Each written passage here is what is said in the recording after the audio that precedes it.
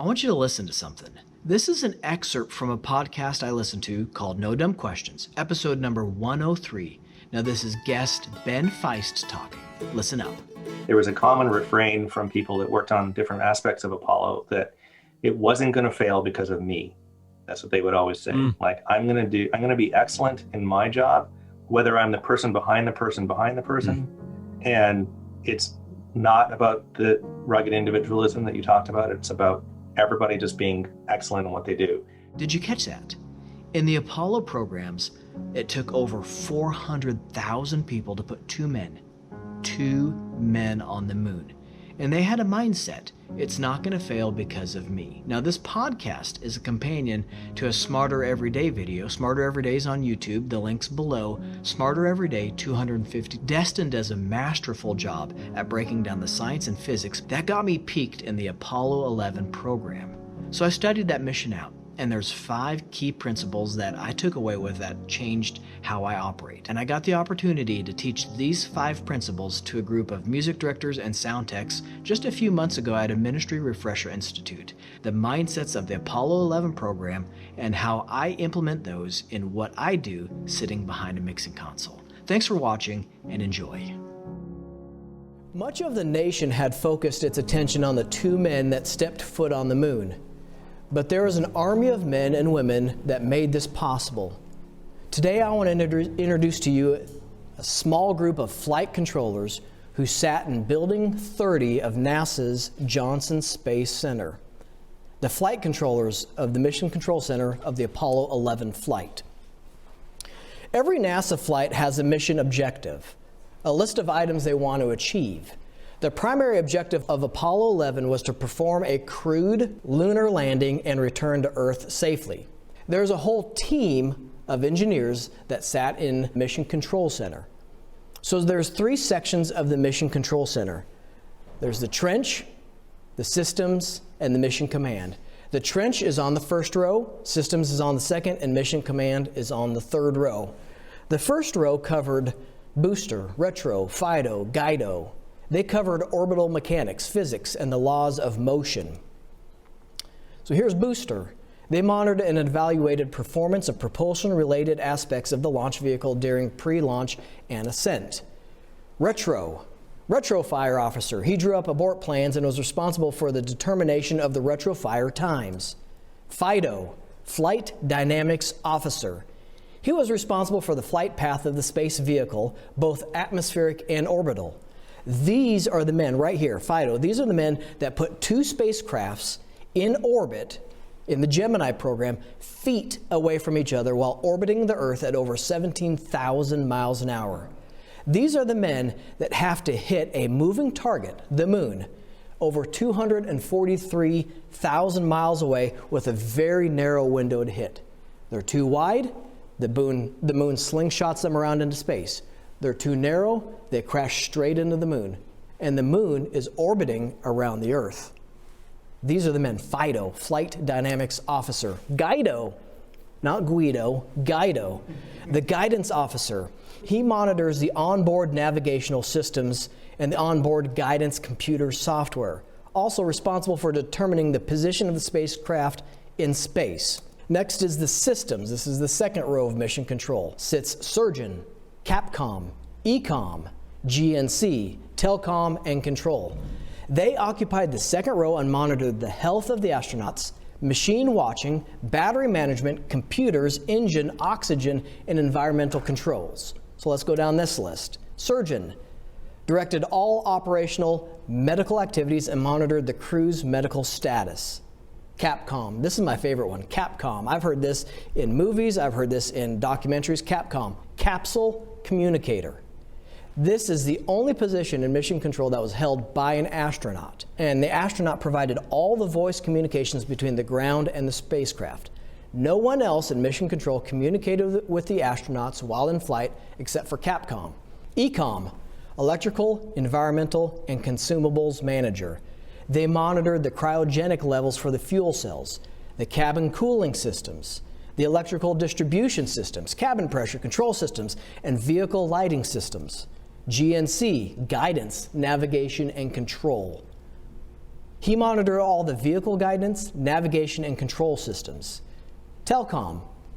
This was the Lunar Module Electrical, Environmental, and Consumable Manager Engineer. Control. They monitored the Lunar Module guidance, navigation, and control system. And next is the third row of the mission control. This is where the management sits. INCO, O&P, AFD, Flight, FAO, Network, FOD, and MDR. So let's go down this list. INCO, Instrumentation and Communications Officer. With the advent of dual spacecraft operations, lunar surface operations, science TV, and extensive data recovery, a new operating position was added for this flight, the Apollo 11 flight. O&P is Operations and Procedures Officer. He supervised the application of mission rules and detailed implementation. He told people what to do of the Mission Control Center and ground operational support system missions control procedures. That's a mouthful. AFD, which is the Assistant Flight Director. He was responsible to the Flight Director for detailed control of the mission and assumed duties of the Flight Director in his absence. Flight Director, responsible to the Mission Director for detailed control of the mission from launch to splashdown and assumed the duties of the Mission Director in his absence. In real time, he was responsible to take any actions needed for crew safety and mission success. FAO, Flight Activities Officer. The FAO planned and supported crew activities, checklists, procedures, and schedules. Network Controller had a detailed operational control of the worldwide ground operational support system, which included all the tracking stations on Earth. FOD, Flight Ops Director, overall responsible for the mission interface to the program management. And finally, MDR, Missions Director, the primary interface between NASA headquarters and the flight control team. These are the flight controllers of mission control. Each one assigned a very specific task to provide support to achieve the mission goal. Each controller had several backup counterparts in the event of an emergency. Each controller had additional personnel to help execute his tasks. Each flight controller knew what was at stake and how to operate under pressure. They did not build the spacecraft. They did not build the computers. Except for Capcom, they did not fly in space. They did not create the mission, but they were charged with flawlessly executing the mission. They created the flight plans. They knew every detail about the spacecraft inside and out. They understood how to read and interpret every piece of data that came across their computer screens. Twice on the lunar landing, they were seconds away from aborting the mission. They understood the vacuum of space and how to fly in it. They knew who to call upon in an emergency for additional support, whether it was a backroom engineer or a subcontractor. And they did not forget the last 66 years of flight, which first took place in Kitty Hawk, North Carolina, in 1903 by Orville and Wilbur Redenbacher. Thank you. By Orville and Wilbur Wright. Thank you. Orville Redenbacher's popcorn, guys. Come on. Come on. Let's have a little humor in here. They were ordinary men, some as young as 25 years old, making the impossible possible. They had dreams. They had goals. Some of them got caught up in the government bureaucracy. But when it came to the mission, they put away their differences and preferences because they had a common purpose. Before the decade is out, to put a man on the moon and return him safely to Earth. And on July 20th, 1969, Mission Control heard these words. That's one small step for man, one giant leap for mankind. Here are a few of the mindsets from Apollo 11 mission that I want to highlight. Number one, you will not outlive your influence. May 25th, 1961, President Kennedy stood before Congress and said the U.S. should commit itself to achieve the goal before this decade is out of landing a man on the moon and returning him safely to Earth. A little over a year later, September 12, 1962, in Houston, Texas, President Kennedy announced to the crowd, the country, and the world, we choose to go to the moon. And this is what he said. We choose to go to the moon in this decade and do the other things, not because they are easy, but because they are hard. Because that goal will serve to organize and measure the best of our energies and skills, because that challenge is one that we're willing to accept, one we are unwilling to postpone, and one we intend to win, and the others too. 436 days later, on November 22nd, 1963, in Dallas, Texas, at age 46, President John Fitzgerald Kennedy was assassinated. 2,067 days later, men walked on the moon. President Kennedy did not outlive his influence. It's one small step for man, one giant leap for mankind. So mindset number one, you will not outlive your influence. Number two, when the expectation is set high, people will try to reach it. On October 4th, 1957, 4 years prior to "We Choose to Go to the Moon" speech in Houston, the Russians had launched their first satellite, Sputnik 1. April 12th, 1961, the Russians put their first cosmonaut in space. NASA was losing the space race and blowing up rockets at an alarming rate on the launch pads. May 5th, 1961, only 20 days prior to Kennedy proposing to Congress a moon landing, America had just put their first astronaut into space, Alan Shepard. He didn't even reach orbit. He just made it to space. After the assassination of President Kennedy, the entire NASA team made it their mission to do the impossible: reach the moon before the decade is out. Number two, when the expectation is set high, people will try to reach it. Number three, it's not going to fail because of me. January 27th, 1961, after the Apollo 1 explosion on Launch Complex 34, killing the 3 astronauts in a training exercise, all manned space flights were postponed for 20 months while investigations, procedures, and rules were rewritten. It was found that poor craftsmanship and safety designs led to the disaster. 3 days after the fire, Flight Director Gene Kranz said these words to his flight controllers. "From this day forward, flight control will be known by 2 words, tough and competent. Tough means we are forever accountable for what we do or what we fail to do. We will never again compromise our responsibilities. Competence means we will never take anything for granted. Mission control will be perfect." When you leave here today, you will write these 2 words, tough and competent, on your blackboard, and they will never be erased. They will serve as a constant reminder to the sacrifice of Grissom, White, and Chaffee. These words are the price of admission to the ranks of mission control. After that, NASA drafted the Foundations of Missions Operation. Its 3 core principles. Number 1, to install within ourselves these essential qualities of leadership in pursuit of technical and professional excellence. Number 2, to always be aware that suddenly and unexpectedly we may find ourselves in a role where our performance has ultimate consequence. And number 3, to recognize that the greatest error is not to have tried and failed, but that in trying we did not give it our best effort. Number 4, the 4th mindset, the success of the mission was not solely achieved by those in the forefront. The success of the mission was not solely achieved by those in the forefront. July 20th, 1969, Buzz Aldrin and Neil Armstrong landed on the moon. Michael Collins was flying the command module Columbia in lunar orbit. But there was an entire team of over 400,000 men and women that helped get those 3 astronauts to the lunar orbit and then those astronauts to the surface of the moon. The success of that mission was not solely achieved by those in the forefront. And finally, number 5, the most important time in the mission is T-0.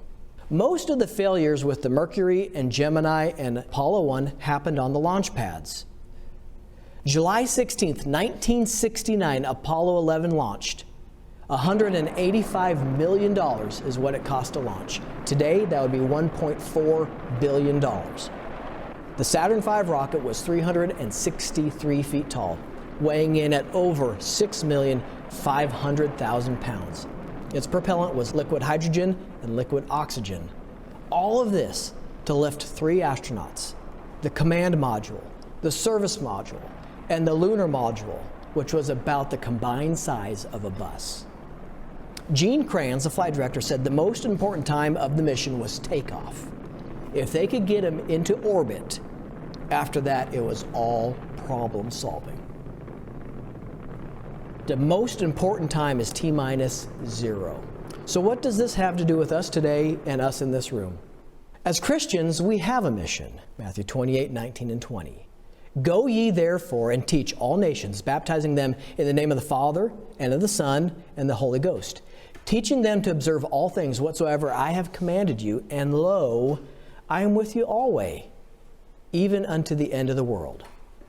So how do we, at Southwest Baptist Church, where I attend church, how do we carry out this mission? I asked our pastor this, and he says it's our church mission statement.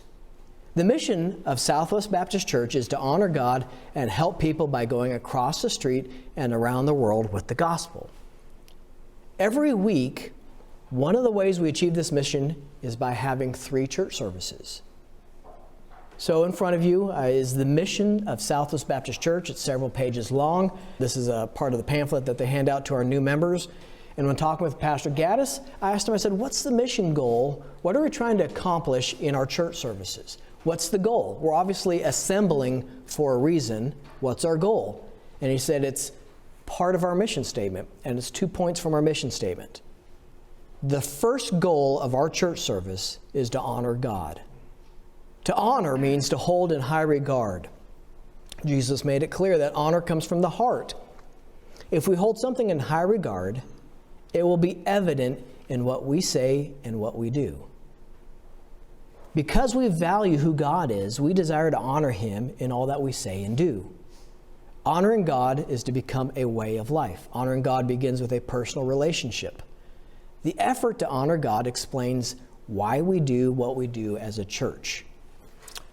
So in the new members pamphlet, they talk about how we can honor God. Number 1, in the presentation of the gospel.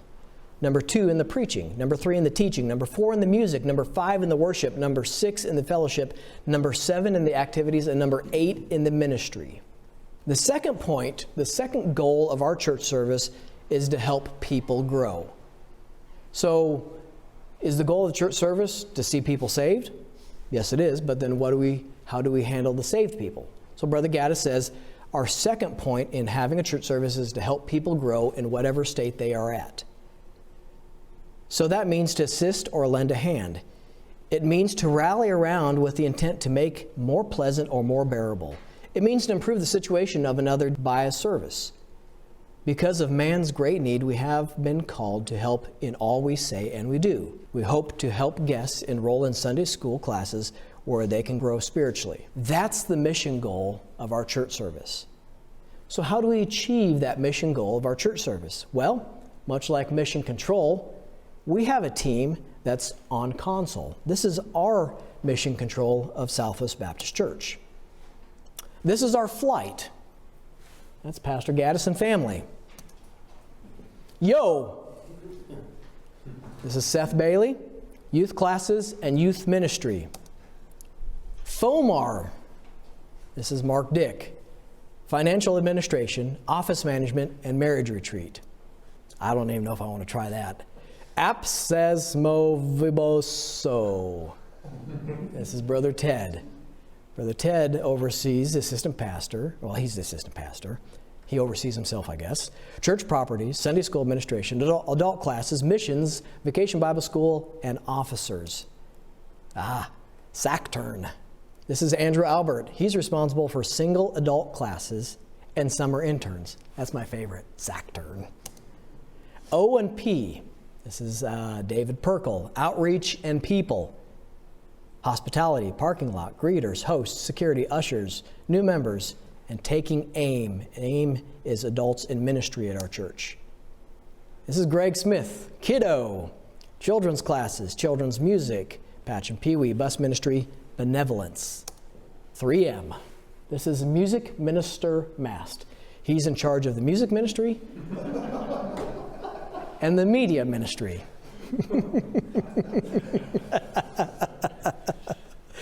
These are the men on console, and this is who I work under.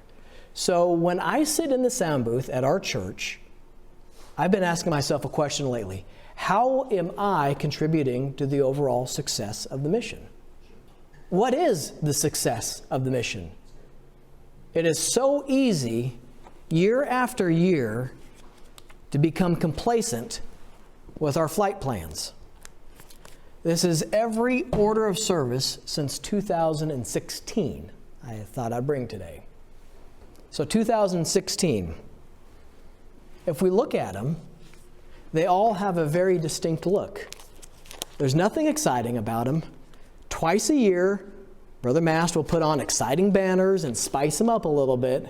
But other than that, this is what you get. This is the order of service, or as he calls it, the OOS. This is our flight plan. So what am I doing to contribute to the overall success of the mission? What are the mission goals? And the longer you serve in any place or any capacity, the easier it is to become complacent, because it's what we do. We do this over and over. It's tradition. It's schedule. So over the last several months, in preparation of this meeting, I've been asking myself, what am I doing to help contribute to the overall success of the mission? This is where I sit. And I have been able to sit in this location for 21 years now. This is my 21st year of running sound at our church. I should have been fired many times, but we've had gracious pastors over the years. In one of your handouts, you have our order of service. If you want to go ahead and turn to that, that might be the last page of the handouts that we gave you this morning. You'll see the order of service. It has our AM and our PM service on there. This service was May 30th, 2021. As I look at our flight plan, I look at, this is our order of service. How am I going to contribute to the overall success of this mission? So we're going to break this down into the bullet points, and we're going to go through it one by one. The prelude. The prelude is a neat part of the service because it's a beginning of calling people to worship. It's a beginning of calling people together. In our church service, by clockwork, 5 minutes till the service, we have prelude music. If it's a special service, if it's a funeral, if it's a communion service, it may be 15 minutes prior to the service that prelude starts. Prelude is where we start to help bring everybody's attention forward. So our prelude service is conducted by 2 piano players and an organ player. And then after the prelude, we have a greeting. This is one of the men on console that will come and announce to the church, we're getting ready to start. Good morning. We'd like to welcome you to Southwest Baptist Church on this wonderful morning. It's good to see each of you here today. If this is your first time to join us here at Southwest, we'd like to welcome you, and we'd like to give you some information about... So I just want to give you a tour of the console. This is the pulpit mic right here. If you'll notice, my hand is on that fader, and as long as he's talking, my hand will not leave that fader. I'm constantly anticipating his volume. What is he going to say? Do I need to be able to pump the volume over the crowd of people to bring the attention forward? After Brother Sam introduces the service and takes care of the visitor packets or any other pertinent information, Pastor Gaddis will walk to the pulpit, and I'm anticipating Brother Gaddis to walk to the pulpit. My hand is on the fader, ready to adjust the volume when he comes. And good to see so many guests here this morning. I know many have family members here on this Memorial Day weekend, and there's first-time guests here, so we sure want to do our part to help you just feel right at home. The voice of our sound system is based upon his voice. When he steps up to any microphone, I want it to sound natural and right. So when I'm setting EQ on lapels, EQ on pulpits, it's based around our pastor's voice. When Brother Sam was the pastor, it was his voice that we took our cues from. Now it's Brother Gaddis's. So after our greeting and our scripture reading, on today's service we had a choir song. You'll see in a few moments these faders will change. I'll hit a button right there and change these faders. This is our soprano, bass, tenor, alto. Those mics are routed over here to this side where I have ladies on one fader, guys on the fader. Watch my hand.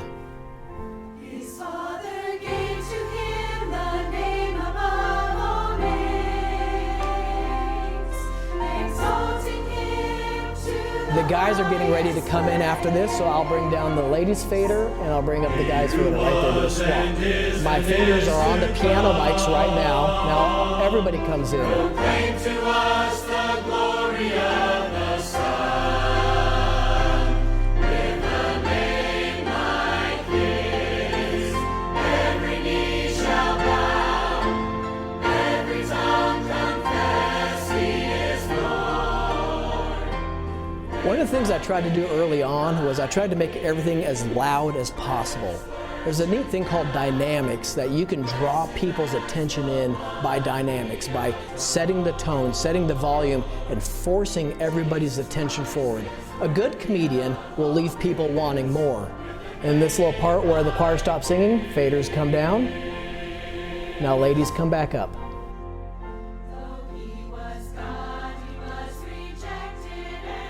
And I'm working on the submix right here. We have an alto that's sticking out. So I was bringing it down. Now guys are getting ready to take the lead. Now everybody, now the anticipation is building. I'm bringing up the piano right here.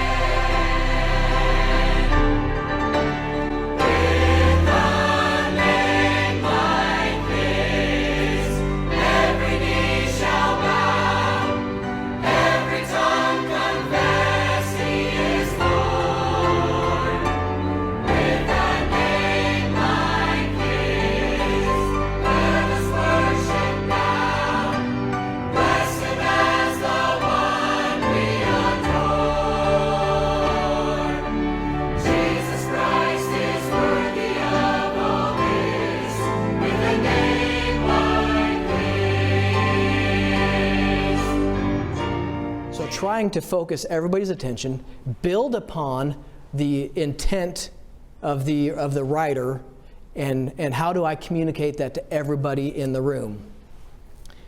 Here is the end of the choir song. As soon as the choir's done singing, faders come down so I don't hear any coughing or clearing of throats. We'll go to the pulpit because Brother Aaron's coming in next. Let's all stand together as we have opportunity to lift up our voice. Pianos come down because Brother Kevin's getting ready to post the song. Hymnals, love divine, all loves excelling. We'll sing all 4 verses this morning. Once we start singing as a congregation, I bring the choir in a little bit to help add more depth into the room. As we sing out now, love divine. Pulpit mic, I'm bringing the pulpit mic down because I'm now trying to pull lead from the piano. I want Brother Aaron tucked in to where it's not like a big solo. But wait, he's going to throw in an oddball. Sing it out now. Watch out for those on your music directors. On the last now. Number 660. So we just finished our first song. Is next. Is it the crowning Pulpit day? is up. Number Pianos are down. Wonderful. Oh, look, I got a songbook. I want to contribute to the service as well. All 3 verses of number 660. Watch the swap. Watch the choir mics right here. Has to happen right. Today. Sing it out now. Jesus may come today. So you can see Brother Aaron down, piano's up, and I don't know my numbers, so I don't know what song we're on yet.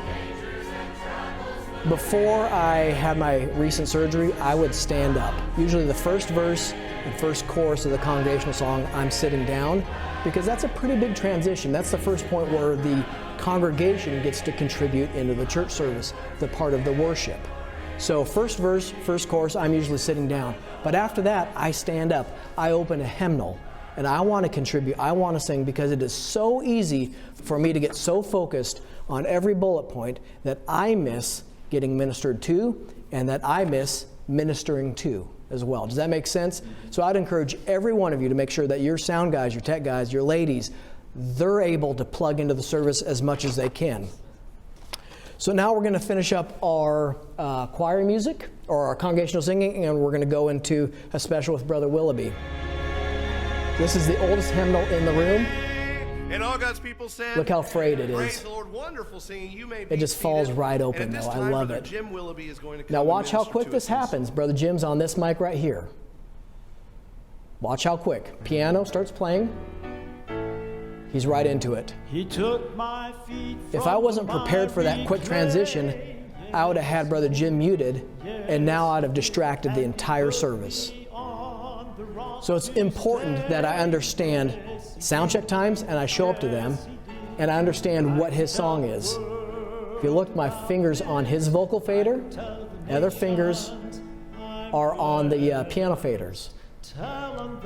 Here's a little side note. The pulpit mic is still unmuted.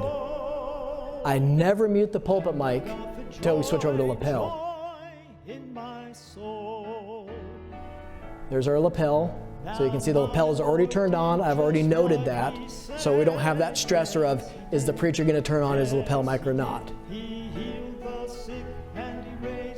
So I'm anticipating Brother Jim's dynamics. If he gets softer, I'm going to bring him up. As he gets louder, I'm going to bring him down. With him, he can have a little bit harsher of a voice and can get real nasally or piercing. So I got to be ready for that as well. So here is the end of his special. In my soul. This is where I come next. Pulpit's already muted, and I fade him up. Thank you, Brother Jim. We can certainly tell the nations we're blessed, right? This is the most difficult transition for me in our church service, because up to this point, all the communication has happened on the pulpit mic, and now we're on a lapel mic. Lapel mics sound completely different than pulpit mics, so it takes a lot of work to make them sound the same. So I fade Brother Gaddis up as he gets close to the pulpit mic, because I want people to still have that mental connection. Oh, he's still on the pulpit mic. But then when he steps away for the first time, it's like, oh, it's what it should be. So that is what I'm doing to help contribute to the overall success of our church mission. We got to go real quick here. So those 5 things that I had you write down. You will not outlive your influence, number 1. Good or bad, we are an influence. Until we step into eternity, we will not get to see how far-reaching our influence takes us, good or bad. If you haven't seen this wall outside here, it's the Flocheck Snyder wall. He was extremely influential in my life. He's been dead for a number of years now, but his influence still goes on. Kennedy never got to see people step foot on the moon, but people got there because of his influence. Number 2, when the expectations are set high, when the expectation is set high, people will try to reach it. If you don't set the bar for excellence, people will never try to excel to excellence. Number 3, it's not going to fail because of me. I always have a backup plan. I always have an exit buddy, if you will. If somebody picks up the wrong mic, I'm watching, I'm anticipating. I have one eye open during prayer time when people are grabbing mics. I'm double checking. I'm watching him on the invitation mic, making sure that that's ready to go, that there's no problems with it. I always have a backup plan. During big meetings, we always have an extra lapel ready to go just in case. It's not going to fail because of me. That was a mindset NASA had and the Apollo programs. That's a mindset I have. The success of the mission was not solely achieved by those in the forefront. So if you think about this, what you just saw is not only days of planning, it's also weeks and years of planning. We just capitalized on close to 70 years of achievements by Southwest Baptist Church on what you just saw. The success of the mission was not solely achieved by Aaron Mast or Jason Gaddis or Jude Buffington. There's a whole team around us. There's been a whole team investing in us. There's electrical engineers that have been designing sound equipment since the early 1920s. We capitalized on their achievements. And finally, the most important time is this, T-0. If you never start, you will never achieve. If you never set the bar high, people will never reach it. During the start time, you can find the most problems, or you can be the most discouraged, or it can be the hardest or the slowest point. Just like Gene Cran said, the most critical time in the mission was T-0, getting that Saturn V rocket into orbit, and then after that, it's just problem solving. A lot of failures happen because people never start. Let me encourage you men to start. And it may be slow, it may take a while, but that's the most critical time, is starting. So here's a few closing thoughts, and I'll wrap this up. In the Apollo program, actually in NASA, the entire NASA program, they have flight patches. So everybody that was part of each flight team gets a patch. And so you've seen them, insignia sewed on them, there's big pictures on the walls. One of the things that I collect is old microphones. And this just started happening naturally, and it's turned into actually a thing for me. This microphone was on the pulpit of Art Wilson in Wichita, Kansas. That's a trophy for me. This, I mean, can you imagine what this has captured? How much saliva is caked into the windscreen? This is Dr. Art Wilson's microphone. In Fort Scott, Kansas, my grandfather-in-law, Art Collins, the same generation of Art Wilson. So Art Wilson and Art Collins were known as the dinosaurs of Kansas. This mic was on his pulpit. Think about how much has been thundered through this mic. At a church in Stillwater, Oklahoma called Bible Baptist Church, this used to be their pulpit mic. This was the first pulpit mic that Brother Sam Davison preached into. And finally, this is the most important microphone in my collection. And so, not to be self-promoting, my Audio Buff logo is built around that mic. It's an RCA 74. I always thought that this mic came from the late 40s because there's an RCA 74B that was known in the late 40s. But in studying this out and trying to find more information on this mic, I believe this mic is older. I believe this mic came from the 1930s. This microphone is the 74. The 74B had a dull finish on the windscreen and had a gray or a brown bottom instead of black because that's when the TV cameras and TV lights were starting to come into use. And so they're getting a lot of glint or shininess from this on the screens. So they're trying to dull down that finish. So I believe this microphone came from the 1930s. I found this microphone in Grace Baptist Church here in Oklahoma City. Probably 18 years ago, I was called to this church to do some work and replace their old choir mics. I didn't know what they had. This was their old choir mic. This was hanging upside down from the ceiling as their choir mic, and it didn't work. And I won't go into the details why that didn't work as a choir mic. So we hung two of our old choir mics from our church, from Southwest. I traded part of my labor for that microphone, not knowing anything about it. I later found out that Grace Baptist Church started Southwest Baptist Church. So this microphone came out of the church that started Southwest Baptist Church. So if this is a 1930s era microphone, there's a good chance that this church was in Grace Baptist Church in 1950 when Grace Baptist Church sent J. Oscar Wells to be the first pastor of Southwest Baptist Church. This microphone has become extremely important to me. Not because of that only, but because of the era in audio that this came out of. A side note, J. Oscar Wells' daughter, Shannon Lucid, became one of the most decorated female astronauts in the program. If you never start, you will never achieve. The most critical time of anything is when you start. If you have the mindset of it's not going to fail because of me, and you have a failure, but you have a solution, that's not a failure. That's a success. That is a success. And we will not outlive our influence in everything that we do, good or bad.